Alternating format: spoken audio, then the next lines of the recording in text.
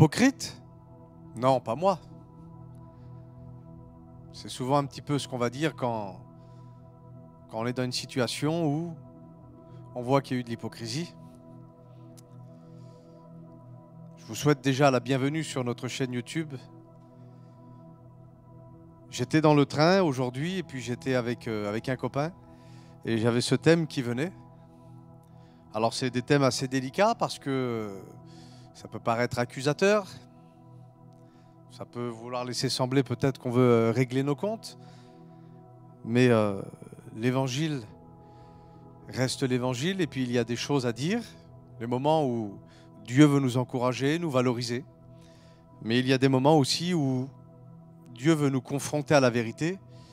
Parce que retenez une chose, ce n'est pas le fait d'être valorisé qui va vous affranchir et vous libérer. C'est le fait d'être confronté à certaines vérités nous concernant qui va nous apporter la réelle délivrance. Et là, c'est vraiment une délivrance qui est liée à de fausses croyances, une délivrance qui est liée à une façon de se comporter, système de pensée, que ce soit système de pensée de famille, culturel, traditionnel, ou même spirituel. L'hypocrisie est une des armes que le monde utilise et on sait que derrière la pensée du monde, il y a bien sûr les œuvres des ténèbres qui sont là.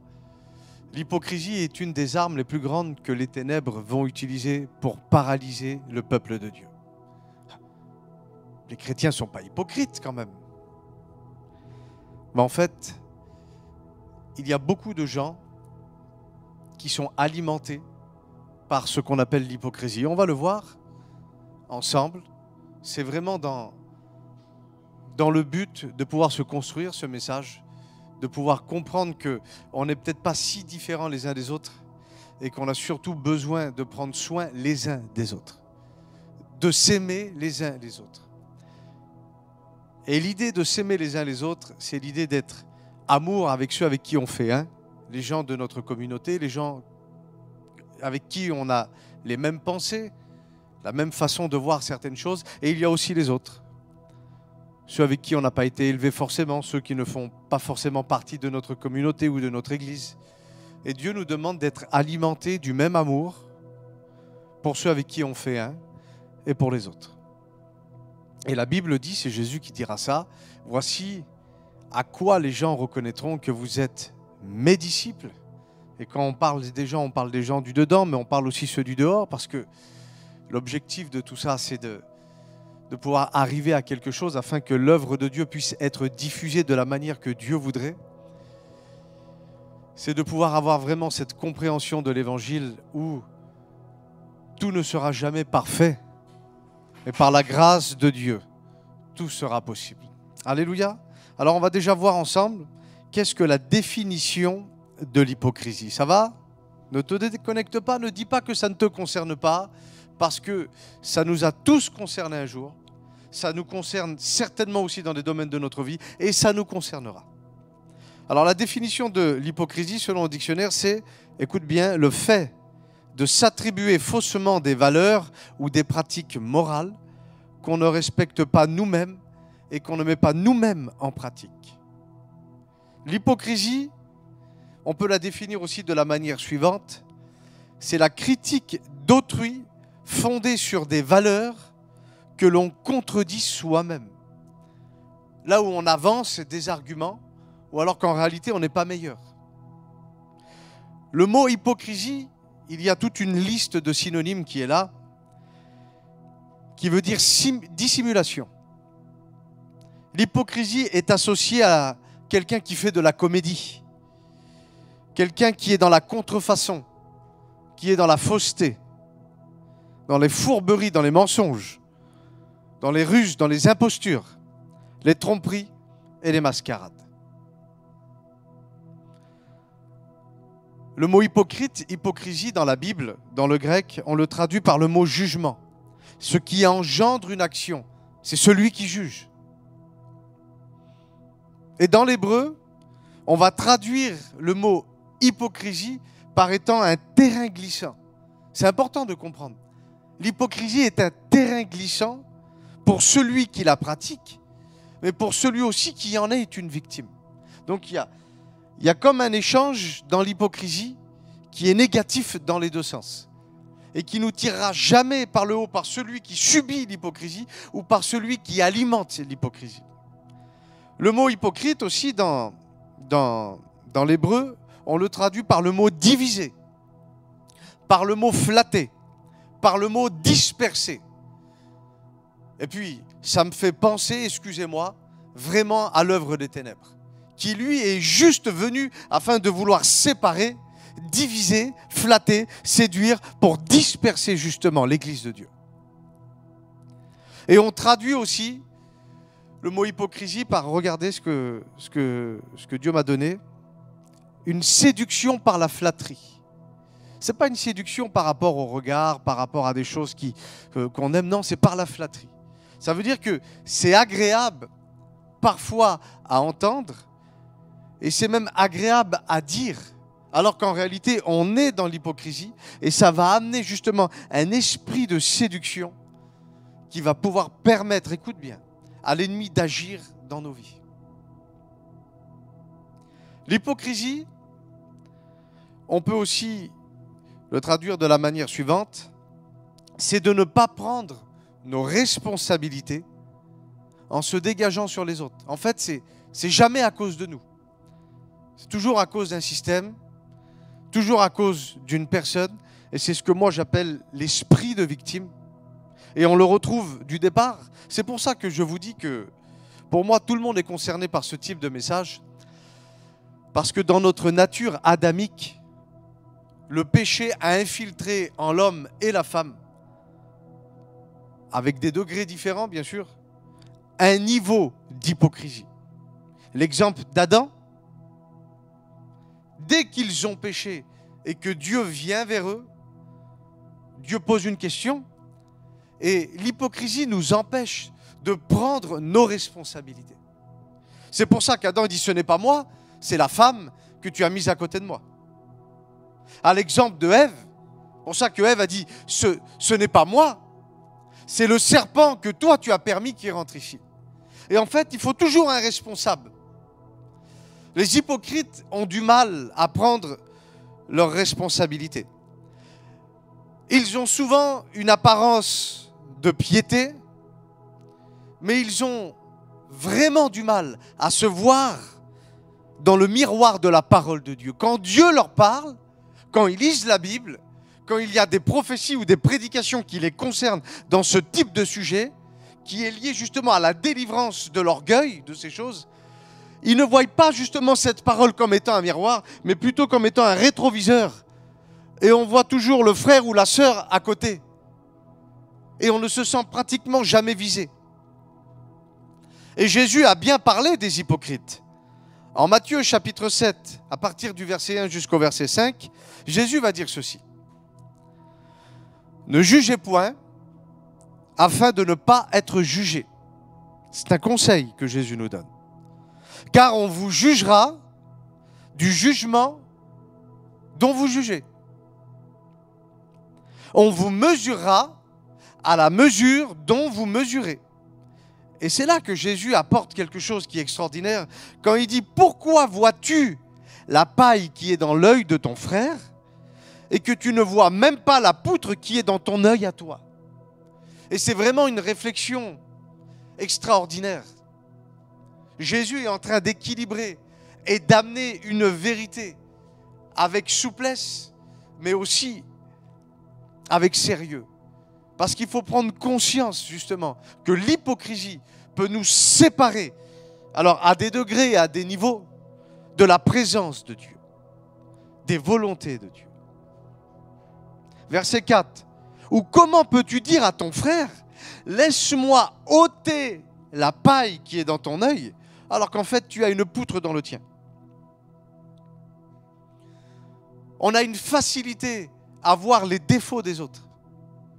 Et si Jésus nous traite d'hypocrites, c'est ça qu'il dit au verset 5, hypocrite, ôte premièrement la poutre qui est dans ton œil, et alors tu verras comment ôter la paille qui est dans l'œil de ton frère. Et un homme, un jour, a dit ça en prêchant. Il dit en fait, la paille que tu vois dans l'œil de ton frère, fais bien attention que ce ne soit pas même le reflet de la poutre qui est dans ton œil à toi. Quelle facilité de regarder avec un rétroviseur les défauts, les faiblesses des autres. Alors qu'en réalité, il faut comprendre que rien n'est parfait. Rien n'est parfait. Tout le monde aura des imperfections. Tout le monde aura des difficultés. Tout le monde aura des incompréhensions, des incrédulités. Tout le monde mettra des genoux à terre. Même toi. Même toi. Je te le dis, même que ça fait 10 ans que tu es au top. Il se peut que dans la 11e année, tu sois dans une année où les ténèbres vont se déchaîner contre toi. Et Dieu se servira de ça. Et je le dis. C'est une parole de Dieu pour te ramener dans un équilibre. Pour te ramener dans sa présence. Pour te faire descendre de l'orgueil qui te guette. L'hypocrisie, écoutez bien, elle nous empêche de nous examiner. L'hypocrisie nous empêche de nous exposer devant la présence de Dieu. Parce qu'en réalité, la présence de Dieu va m'amener justement à regarder en moi-même, éveiller des sentiments qui sont négatifs, me sentir pas forcément à la hauteur, mais quand je m'approche de la sainteté et de l'amour de Dieu, automatiquement, les choses qui ne sont pas bonnes en moi vont ressurgir, monter à la surface. Et en fait, la personne qui est hypocrite va fuir ces moments-là. L'hypocrisie, écoute bien, c'est important ce que je suis en train de te dire. C'est l'ennemi juré de la repentance. L'hypocrisie va tout faire pour t'empêcher de réaliser que toi aussi tu as des problèmes et que toi aussi tu as besoin de repentance. L'hypocrisie, alors, excusez-moi, je prêche la Bible, elle nous ferme le ciel. Elle peut nous fermer le ciel sur la terre, mais aussi elle peut nous fermer véritablement le ciel. L'hypocrisie, elle casse nos relations, elle nous isole. Et l'hypocrisie fait grossir, c'est comme si qu'elle donne à manger à l'esprit religieux. Il faut comprendre ceci, c'est que si nous sommes contaminés par cet esprit d'hypocrisie, cette atmosphère, ces sentiments mauvais, ça peut être très dangereux déjà pour nous, mais aussi, j'ai remarqué que l'hypocrisie est contagieuse et que si tu en es affecté, tu vas affecter de manière systématique aussi ton entourage, tes enfants, ta femme, ton mari, ton foyer, les gens que tu fréquentes à l'église. Et c'est là que des petits clans se forment, où il y a les plus saints que saints, les 3 fois saints, les TTS, les très très spirituels. Hypocrite. Hypocrite. L'hypocrisie se partage, écoutez bien, beaucoup et de plus en plus dans les temps que nous sommes en train de vivre, au sein de nos propres églises. Et je sais de quoi je parle. Je sais de quoi je parle. Matthieu chapitre 23 verset 13. Jésus prend la parole. Et je le vois devant moi parler avec autorité en disant « Malheur à vous, scribes, pharisiens. Malheur à vous, traduction d'aujourd'hui, pasteurs, diacres, prophètes. Malheur à vous, hypocrites, parce que vous fermez aux hommes, écoutez bien, le royaume des cieux. Et le royaume des cieux, c'est la présence de Dieu manifestée sur la terre. Vous n'y entrez pas vous-même et vous ne voulez pas laisser entrer ceux qui voudraient y entrer.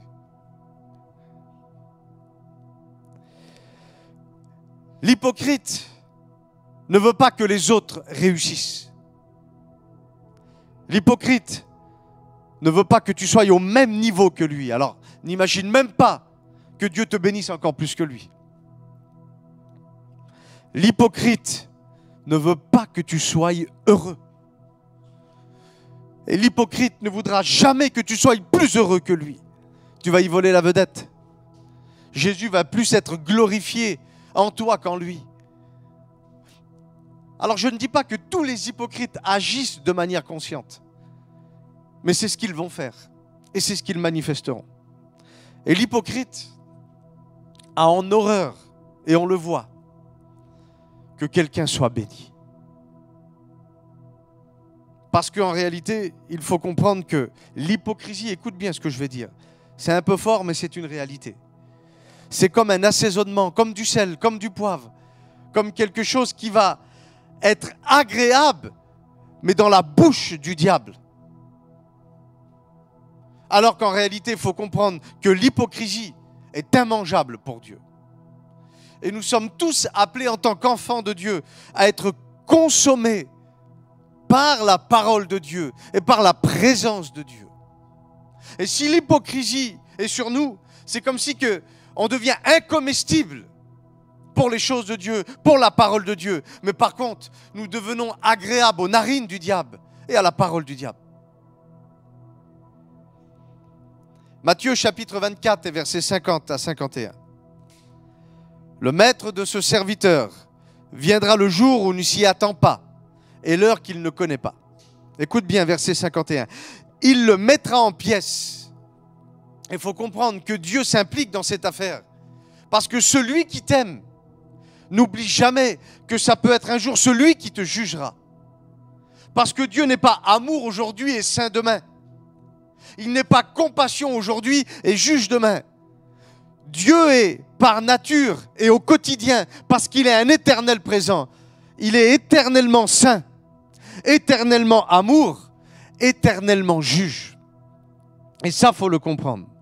Il le mettra en pièces. Il lui donnera sa part avec les hypocrites. Donc les hypocrites ont une part. Et quelle est la part des hypocrites? C'est là où il y aura des pleurs et des grincements dedans. Alors bien sûr, là on parle de l'enfer. Et je ne suis pas en train de dire que les chrétiens qui vivent dans une certaine forme d'hypocrisie auront part à l'enfer. Mais par contre, sur la terre, ils n'entreront jamais dans leur appel. Ils ne vivront jamais ce qu'on appelle la liberté en Christ. Et ils auront dans leur vie, même qui sont sauvés, beaucoup de moments où ils grinceront des dents et où il y aura des pleurs et des confusions. À cause justement de cette hypocrisie. Que Dieu te délivre de ça dans le nom de Jésus. Mais j'ai une bonne nouvelle. Amen. Dis amen là où tu es. J'ai une bonne nouvelle. Dans la nouvelle naissance, dans la nouvelle création, Dieu nous donne la capacité, alléluia, de pouvoir vaincre justement cette hypocrisie. Alors on va se poser une question, comment vaincre cette hypocrisie? La première étape pour vaincre l'hypocrisie, c'est d'être conscient déjà que nous avons tous été affectés par ça. Si tu n'es pas conscient que tu as été affecté par ça, tu ne peux pas aller vers le médecin qui te donnera le traitement. Et ça, il faut le comprendre que c'est un principe. Comme de la même manière que tu ne peux pas vivre le repos si tu ne t'es pas reconnu fatigué et chargé, que tu ne peux pas te repentir si tu ne t'es pas senti au préalable pécheur. Il faut réaliser que nous avons été affectés à cause de notre nature adamique, par justement cette hypocrisie. Alors, dans la nouvelle naissance, Dieu nous donne 3 remèdes. 3 remèdes. Premier des remèdes, c'est l'obéissance. Mais je ne parle pas d'une obéissance aveugle, où on va dire, Seigneur, ça y est, je l'ai fait, j'ai fait ce que tu m'as dit. Non, je parle d'une obéissance de cœur. Quand il y a dans notre cœur justement cette attitude de repentance qui va nous amener à prendre nos responsabilités. Et la Bible dit que la repentance va engendrer quelque chose en nous qui va permettre justement à la présence de Dieu et au Saint-Esprit de venir faire son œuvre.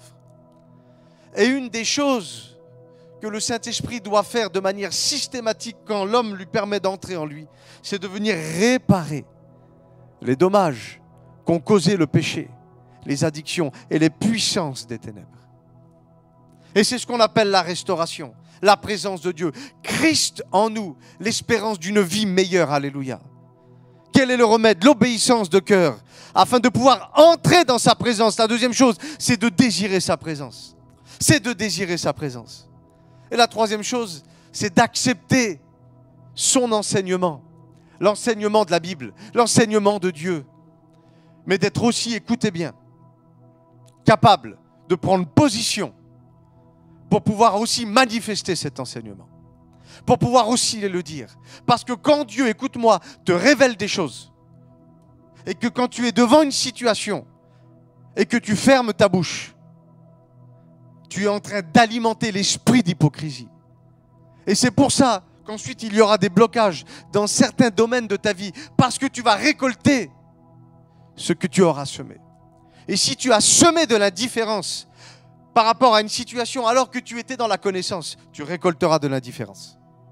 Mais si par contre, tu t'es positionné et tu as semé justement la vérité, je te le dis, plus tard, tu récolteras, alléluia, les bénéfices de la vérité, qui est la véritable délivrance. Au nom de Jésus.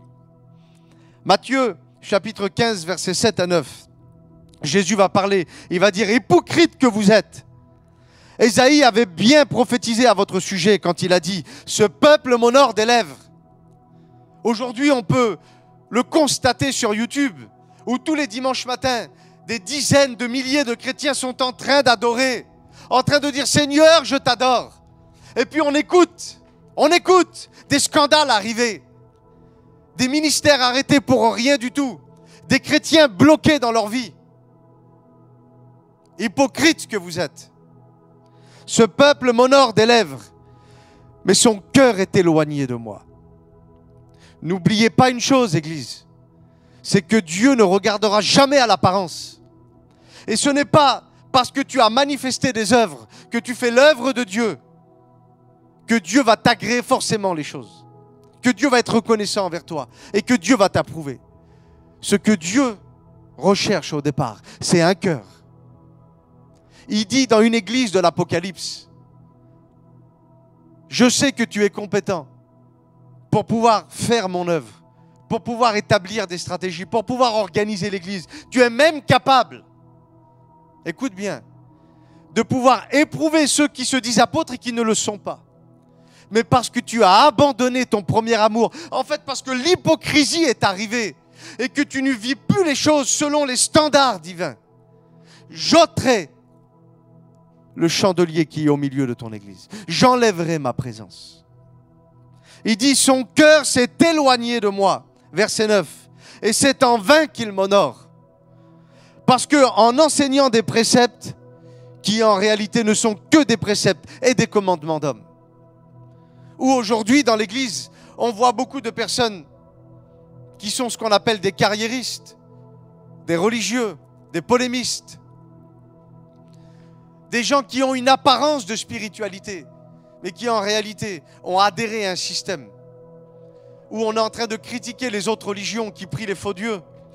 Et en réalité, on n'est pas si mieux que ça.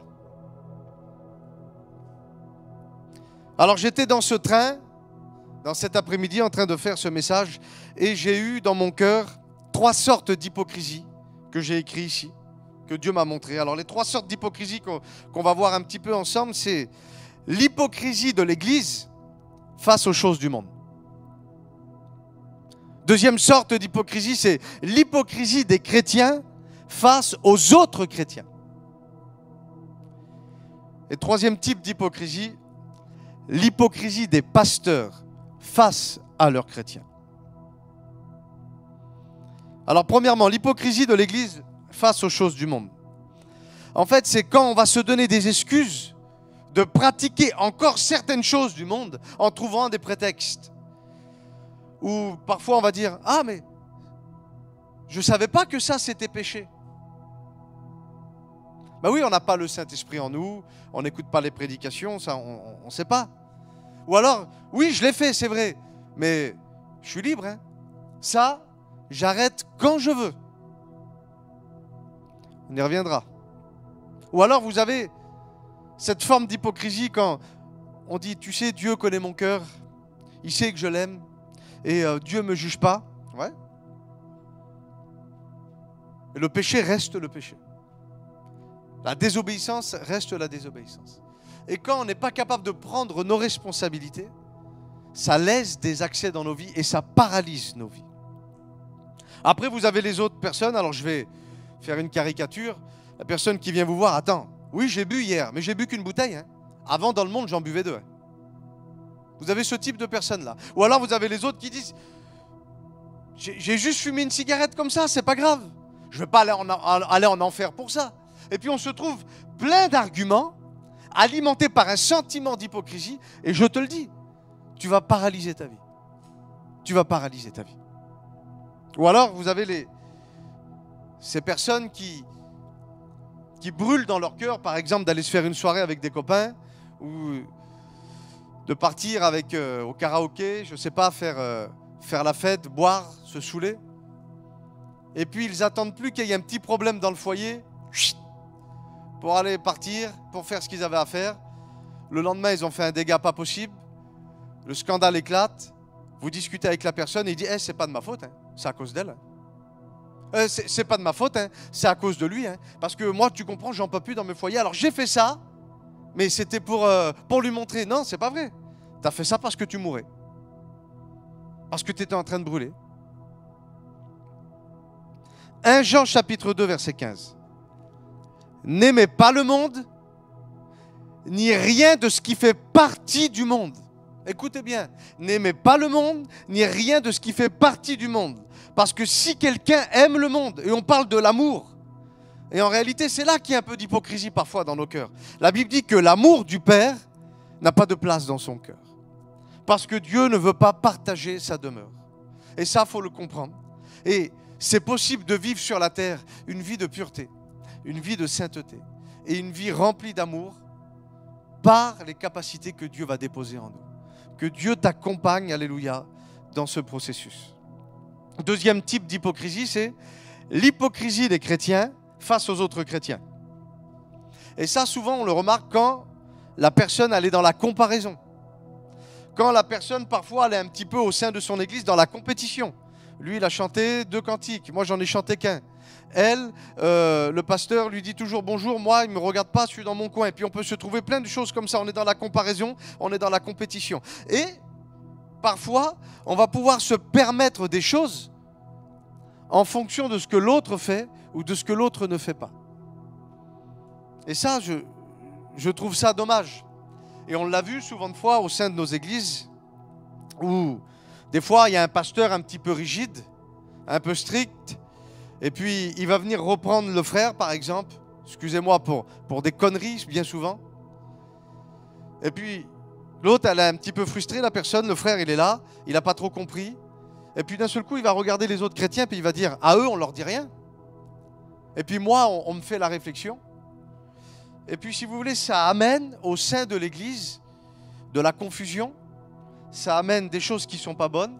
Parce qu'ici, il y a une forme d'hypocrisie, soit parce qu'on n'est pas capable de prendre nos responsabilités, soit parce qu'on a passé devant un pasteur qui était mal luné ce jour-là, ou alors qui a voulu faire du zèle. Et ça amène vraiment des difficultés. Je me rappelle une fois, il y a longtemps de ça, il y a à peu près 7 ou 8 ans, nous étions dans Paris, arrêtés à un endroit avec nos caravanes. Et j'ai eu une opportunité de pouvoir monter un chapiteau en plein Paris pour organiser des réunions pour des forains et pour des gens qui étaient autour. Alors, je ne prêchais pas encore à l'époque. J'étais ce qu'on appelle un stagiaire, un étudiant en formation à la prédication. Et moi, on m'avait donné la permission de pouvoir le faire. Les réunions étaient pleines. Et puis, c'était vraiment un outil que Dieu nous avait donné pour que sa puissance se manifeste. Et je me rappellerai toute ma vie, comme il y avait un garçon qui était dans la même situation que moi, qui m'avait vu, lui, monter ce chapiteau, il avait voulu aussi, lui, dans un autre endroit à Paris, monter un chapiteau pour faire des réunions. Mais son pasteur, à lui, était un pasteur qui était assez vieux jeu, et puis qui disait écoute, t'es qu'un étudiant, t'as pas à prendre de responsabilité, t'as pas à prendre cette décision-là, et moi, je te permets pas. Et cet homme a été frustré. Et un petit peu dans son innocence, dans toutes ces choses-là. Vous savez ce qu'il a fait? Il s'est plaint en disant pourquoi lui aurait eu le droit en parlant de moi et pourquoi moi je n'aurais pas le droit. Et quelque part, c'est que ce soit de la part de ce garçon ou de la part de son pasteur, c'est vraiment quelque chose qui sort de l'hypocrisie. Parce qu'on est en train de faire l'œuvre de Dieu. Et ce n'est pas parce qu'on ne peut pas nous faire l'œuvre de Dieu, parce qu'il y a des gens qui ne sont pas compétents autour de nous, qu'il faut empêcher ceux qui peuvent faire l'œuvre de Dieu de la faire. retournez la situation comme vous voulez, c'est comme ça. Et c'est là qu'on a commencé à avoir des problèmes et que par la suite, il a fallu aussi qu'on démontre notre chapiteau. Parce que dans leur hypocrisie, au lieu de la garder, de se repentir et de dire « Seigneur, comment on peut faire pour améliorer ton œuvre ?» On préfère parfois bloquer l'œuvre de Dieu plutôt que de dire « Amen » à certaines choses qui sont bonnes. Alléluia. Mais je prie, Amen, pour que Dieu te délivre de tout ça. Après, il y a la troisième forme d'hypocrisie. C'est quand les pasteurs, certains pasteurs, sont hypocrites face à leurs chrétiens. Les pasteurs hypocrites sont dévoilés le jour où leur autorité est remise en cause. Quand des chrétiens commencent à grandir, quand des chrétiens commencent à mûrir, à réfléchir, à avoir de bonnes idées, que vous le vouliez ou pas aux yeux de Dieu, nous sommes tous égaux. Et ce n'est pas parce que tu es pasteur que l'autre il est diacre, que l'autre il est chantre, qu'il y a comme des hiérarchies. En fait, tous les dons et tous les ministères s'accordent ensemble dans une chronologie et une dépendance que Dieu nous donne afin d'être des personnes qui vont être utilisées pour ce que la Bible appelle l'œuvre du ministère. C'est le ministère de la réconciliation. Et quand des chrétiens deviennent trop autonomes, il y a certaines personnes que ça va déranger. Alors, peut-être que certains de ces pasteurs ont eu des enfances difficiles, que Dieu les bénisse avec des blessures, mais ce n'est pas une raison pour faire subir ces choses-là à ces chrétiens. Mon but à moi, ce n'est pas seulement en tant que pasteur donner à manger ou donner du poisson à des gens, à l'église. Mon but à moi et mon objectif, c'est d'apprendre à ces gens à pêcher pour qu'ils puissent eux-mêmes aller prendre leur poisson et se nourrir tout seuls. Que Dieu fasse que je ne prenne pas la place de Dieu. Parce que Jésus est l'époux. Et Jésus ne veut pas être le deuxième époux. L'Église est l'épouse. Et je ne peux pas être le deuxième mari. L'apôtre Paul disait « Je suis celui qui est là simplement pour prendre la main de l'épouse et la mettre dans la main de l'époux. » Et une fois que ce rôle a été fait, Jésus, une seule chose à faire, c'est de me retirer. Je l'ai vu ça, parce que des fois, il y a eu des pasteurs qui ont fait ça parce que leur pasteur était comme ça. Et ça provoque par la suite dans certains chrétiens, mais c'est un truc de fou, ce qu'on appelle le syndrome de Stockholm, où on devient amoureux de nos agresseurs et de ceux qui nous veulent du mal. Parce que la Bible dit d'être soumis aux anciens, c'est vrai, mais la Bible ne dit pas d'être exploité par les anciens, avec un esprit de contrôle, où en réalité, on ne veut pas que les gens progressent parce qu'ils deviennent quelque part comme des concurrents. Que Dieu fasse que par la grâce de Dieu, les gens que je suis aujourd'hui en charge à former dans le ministère, que très vite, dans 6 mois, dans 1 an, ils me dépassent. Et puis que moi, je m'assois devant et que moi, je les écoute prêcher l'évangile. Parce que c'est ça que Dieu veut. C'est ça qui plaît à Dieu. Pouvoir être en capacité de s'aider les uns les autres. Et non pas de se combattre les uns les autres. Mais l'esprit d'hypocrisie est un esprit qui agit au sein de l'Église. Je me rappelle, il y a très longtemps, il y avait un pasteur, un ancien qui était parmi certains anciens qui nous formaient à l'époque. Et moi, je ne vous cache pas qu'à l'époque, j'étais un petit peu vieux jeu dans ma façon de voir les choses de Dieu et l'Évangile. Il y a 7 ou 8 ans en arrière, vous ne m'auriez jamais vu prêcher avec un écran derrière moi, ni avoir un micro sans fil, ni avoir même un t-shirt. Pour moi, c'était mondain à 100% et c'était dire oui au monde dans l'église. Et je me rappelle que cet ancien-là, il y a 7, 8 ans, 10 ans en arrière, il nous disait « Je rêve d'une église où il y aurait des écrans, où on pourrait mettre des paroles de cantiques dessus, où on pourrait mettre des annonces, où on aurait une chorale comme ça, où on aurait un petit micro sans fil. » Et puis, tout ce qu'on est en train de faire aujourd'hui, lui, il y a 10 ans, il le voyait déjà. Et moi, je me rappelle, on était 2-3 jeunes et on lui disait « Pasteur, tu ne peux pas faire ça. Tu vas amener le monde dans l'église. Et c'est pas possible, c'est la séduction. » Et nous, à l'époque, on combattait ça. Et cet homme-là a toujours eu cette vision dans son cœur, mais il n'a jamais eu, excusez-moi, le cran de le faire. Parce qu'il était dans une espèce de système religieux avec des pasteurs autour qui étaient très vieux jeu. Donc il n'a pas eu le truc de faire ce qu'il y avait dans son cœur. Et nous, par la grâce de Dieu, par la suite, eh ben, on a pu ouvrir des églises, et où, dans nos églises, nous nous sommes imposés de vivre simplement dans notre temps, avoir une église connectée, avoir des écrans, pouvoir avoir une belle chorale avec des cantiques, des choses qui soient agréables, des choses normales, hein, du chauffage quand il fait froid, une clim quand il fait chaud. Et j'ai vu par la suite ce pasteur sur les réseaux sociaux en train de prêcher contre moi et contre ce qu'on faisait, en disant qu'on était une église de prospérité, une église de dérèglement, une église où on laissait le monde entrer au sein de nos familles.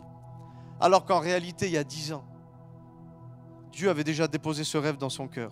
Mais parce qu'il n'a pas su justement s'afficher, certainement qu'il s'est fait piéger. L'esprit d'hypocrisie l'a saisi. Et aujourd'hui, il prêche contre même les révélations qu'il avait reçues il y a 10 ans. Il faut comprendre une chose, c'est qu'il n'y a pas 50 manières de sortir de l'hypocrisie. Il y en a une. Ça commence par là en tout cas. C'est par la repentance. C'est par la repentance. Alors je vais faire un appel très simple. Si tu t'es senti concerné, si tu es quelqu'un qui est hypocrite face aux choses du monde, si tu es quelqu'un qui est hypocrite par rapport à tes relations dans l'église, ou si pasteur, parce que oui, je veux m'adresser aussi à toi, pasteur, tu as réalisé à travers ce message qu'il y avait de l'hypocrisie parce que Dieu t'a révélé des choses et pour le système dans lequel tu évolues, ou peut-être pour faire plaisir à 2-3 personnes dans ton église, tu ne veux pas t'afficher. Ça, c'est de l'hypocrisie. Alors je t'invite là où tu es à te repentir et à demander pardon à Jésus pour ton péché.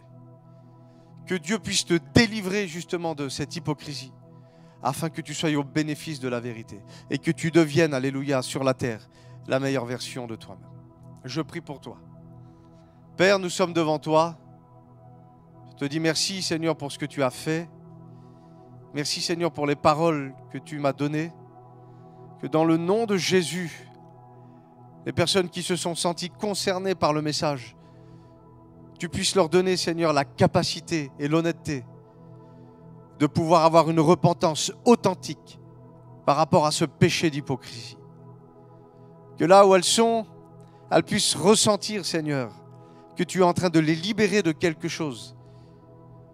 Au nom de Jésus, parce que tu dis dans ta parole que la repentance nous fait sortir de la captivité, de l'adversité. Et l'hypocrisie est une des adversités que le diable va utiliser contre ton Église. Je prie maintenant qu'ils reçoivent cette parole et que tu puisses les accompagner, Seigneur, dans cette restauration, dans le nom de Jésus. Que Dieu vous bénisse.